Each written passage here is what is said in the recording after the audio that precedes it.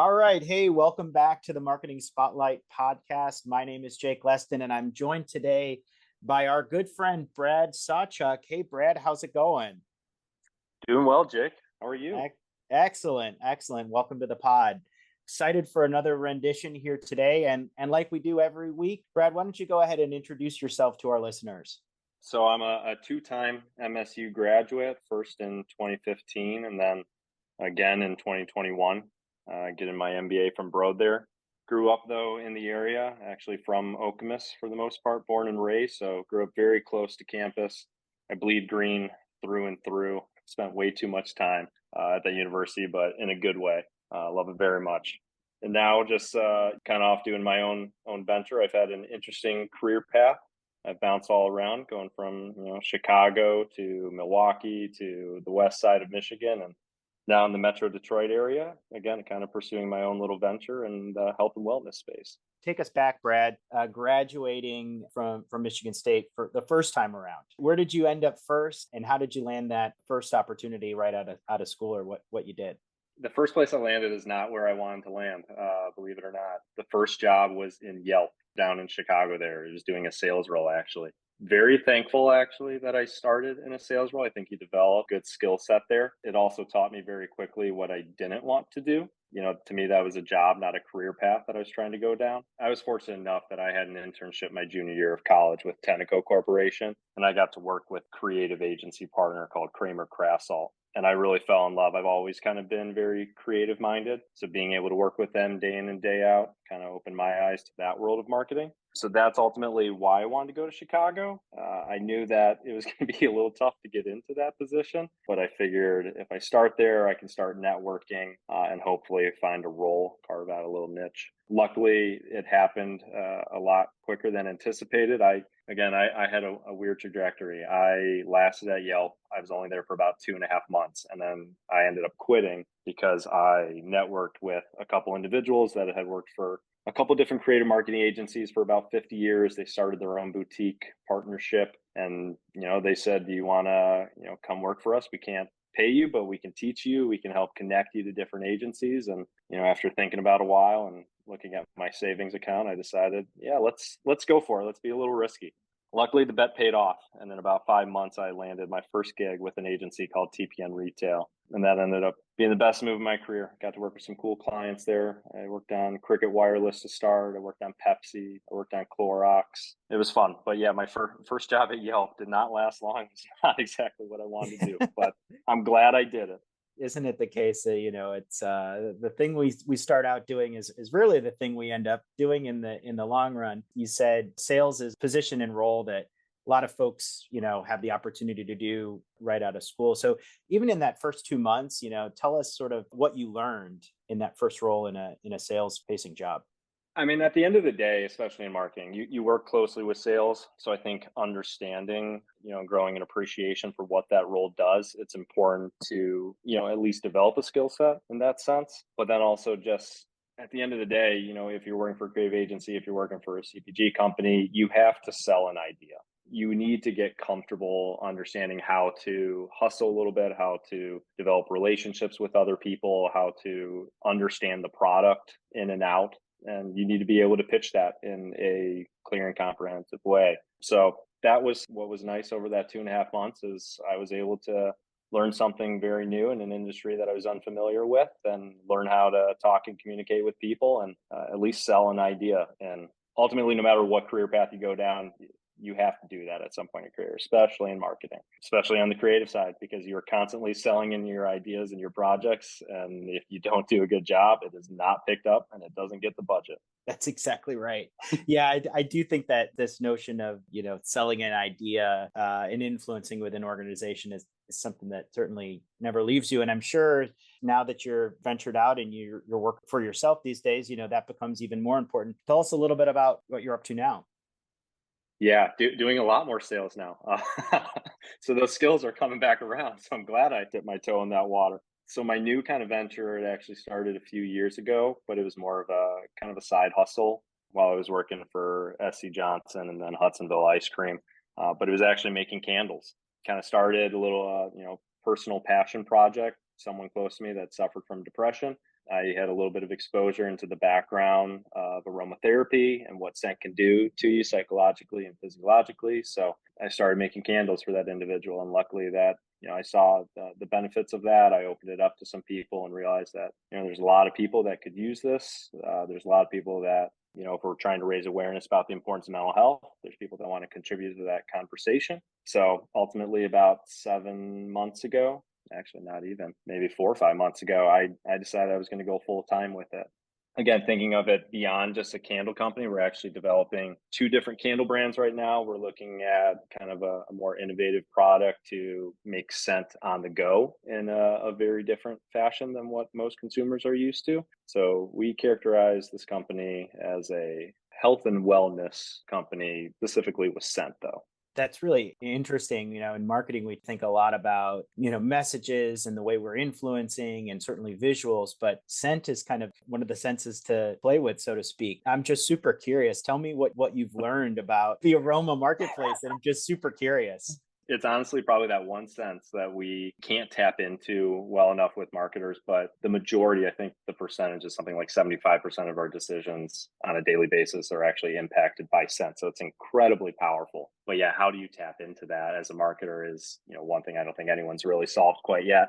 Especially too, I'm doing this in sort of a D2C model. So I'm actually making it even harder on ourselves because you can't, smell through a computer. But basically, after learning this space, doing research over the last few years, kind of understanding that there is a huge opportunity in this market that has not been, believe it or not, disrupted by good marketing, good brand storytelling, nice aesthetics, good content, a great packaging experience that, might mimic, something like Apple, or at least be differentiated enough to stand out in a space that has been around for hundreds of years. But when you look at every product, brand, manufacturer, they all look the exact same. We're taking on this approach of being able to, again, raise awareness about a good mission with a good story, but let's use our marketing background to do it in a much more disruptive and aesthetic fashion. Yeah, you're absolutely right. I think marketing is all about storytelling, and marketing becomes the heartbeat of a company, and really can be empathetic and bring to light products and services that we're offering. And I think we all find marketing in different ways. So I'm curious, Brad, what ultimately led you to start this career in marketing and ultimately study that your first go around? I almost landed on marketing by default. I did not know what I wanted to go into when I first came to MSU. I knew I wanted to go down a business route. I wasn't exactly sure what that was. I played club soccer at State. I was a little bit more focused probably on athletics when I first got there and trying to kind of pursue that career. But I always had this creative side of me. I remember the first time a brand impacted me. It was Nike, my freshman year of high school. I threw on a pair of CTR 360 cleats and I just felt different, putting on that emblem and that logo of Nike and just the impact. And so I think when I was trying to pick a major, I defaulted kind of back to that situation and realizing the impact, the emotional connection that I could have to a product, to a brand, to a company. And I thought that was really cool. Then it just got accelerated after I got into the business school and I landed that internship and I got to work with Kramer Krasselt. That really, again, that just opened up my eyes to, what is possible. Also seeing all the different routes that you can go down in marketing. I mean, you can be a generalist, you can be a specialist, you could do digital marketing, account management, production, brand management. The possibilities are endless with what you can do, but also what you can learn. So as a naturally curious individual that's always going down rabbit holes, I loved the idea that every day, if you wanted to, can be very different, but also be very impactful to people. And you can really influence, how people think and feel. And I really enjoyed that. So I'm glad I landed on marketing. We are too. And, you kind of touched on a variety of different things. And it certainly sounds like probably your double MSU experience has worked out for you. And you certainly are carrying forward some of the things you learned. But can you think about anything that, you covered in some of your marketing courses that you feel like you go back to and you can give credit back to Michigan State marketing for like, oh, wow, they taught me how to do this and I use it all the time? I think classes were fantastic because they gave you the foundation, right, to understand some of the terminology, some of the principles, some of the different paths that you could go. I know my study abroad, I did with Go Harrell there was fantastic for just, again, seeing some of that interaction in person, doing some projects, understanding how we can, influence brands and people. At the end of the day, though, I think nothing substitutes for experience more than anything. It was the same during my MBA program. I think it was fantastic classwork, but it was more so the teamwork, the projects that we worked on, actually being able to execute. You just can't substitute for what that is like. Again, I always say I tell undergrad students, especially when you get into this, there are acronyms galore that you are going to hear that for years they are just going to go over your head. It's just the last few years I feel like I finally understand. And then you go to a company and they got a whole other set of acronyms. So you're constantly learning. You just got to embrace that process and know that the courses are going to be great. They're going to give you the foundation, understand it, but then make sure you get the experience, and then make sure you're asking questions, whether it's in the classroom or whether it's at work. Like, at the end of the day, we're all learning. There's always something new, especially the speed at which things are developing right now. So just get out there, start connecting, start networking, start talking to people, and ask a lot of questions. Be curious. I think that that's really great advice for anyone listening out there, starting a career in marketing or just starting a career in any field for that matter. Brad, if you had to go back and do it all again, is there anything that you'd change about your time at State? Probably would have paid more attention in the classes. No, I'm kidding. One thing that you do learn is don't pay attention to just your marketing classes. Like it's so easy to get hyper focused on what you want to do in your area of expertise. And you learn it very quickly again when you get that experience, you get out into the real world. But you need to know what supply chain does. You need to know what finance does. You need to know what R&D does, because you are all intertwined. And if you find the right company too, what I love about marketing and kind of the transition of a lot of major companies today is they're finally getting, I'll say, a little bit more respect, but they're becoming the quarterback of the situation, because again, it's this change in model from a product centric to a consumer centric. And you need to understand who you're talking to, what you're trying to achieve, and what value you're trying to give to them. And I was fortunate enough at SCJ where they really valued that marketing. The brand manager was the quarterback. I was leading global teams of 50 to 60 people across multiple divisions. And the only way to communicate with them, I had to understand all different facets of the company, of the product, and be able to have those conversations. And that was the benefit of doing the MBA, right? Was now understanding that that's what I need to do, and I need to become more fluent in those situations. If I could have gone back to undergrad too and done that, it would have been better at the start. That was going to be one of my questions, is what was that moment for you that said, hey, it's time to go back and get an MBA, and sort of what was your intent with that and outcome of it? Did it deliver on everything that you thought it would? Definitely delivered on everything that I wanted. The decision was actually really easy. So working in creative marketing, if you want to pivot to the client side, it is really difficult. Typically your background isn't in business. Even though I was doing brand strategy work, it just doesn't translate nearly as well. They want to see the degree. They want to make sure that you have a full understanding of the entire business. So it was actually a very easy decision, because I finally, as much as I loved the creative side of things, I still wanted to continue with that. You are not in control of what is happening, and your projects get killed constantly, and it gets to you a little bit. So I wanted to pivot to the other side. I want to be able to call the shots, control the budget, control the projects, work with the creative teams from the other side of things. So it was really important for me to go back to my MBA, and then it delivered on everything. The goal was, get a job with a major CPG company. That opens the doors to everything. It's the best understanding marketing at its highest level. Got the internship with SC Johnson, got the full-time offer for SC Johnson, went out there and worked for a little while. That just opened the doors to me be able to go to, a smaller CPG in Hudsonville and be able to really kind of, help run the marketing department there and be able to touch everything from innovation to pricing to creative.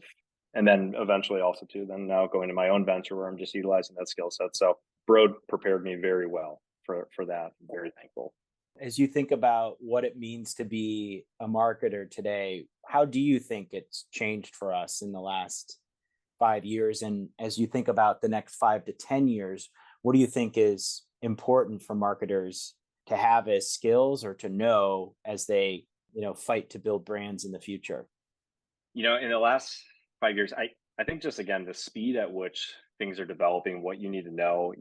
I'm very much a generalist in a lot of ways. I've done a lot of different things. I'd say for the next 5 to 10 years, become a specialist, at least in a couple different situations. I think that'll really help you, especially in a job market, in a career path. Being able to say that I am incredibly very good at these few things will make you more valuable.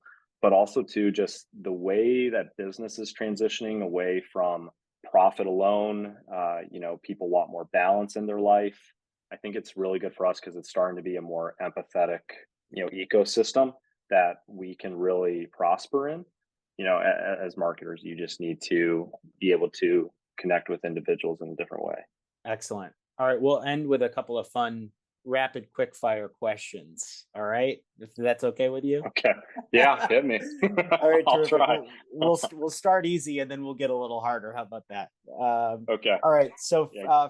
first question: freshman year dorm at Michigan State. Ooh, Emmons Hall. Weirdly enough, also in the same room that my dad was in when Oh, he was wow, back at MSU. Yeah. that's fantastic.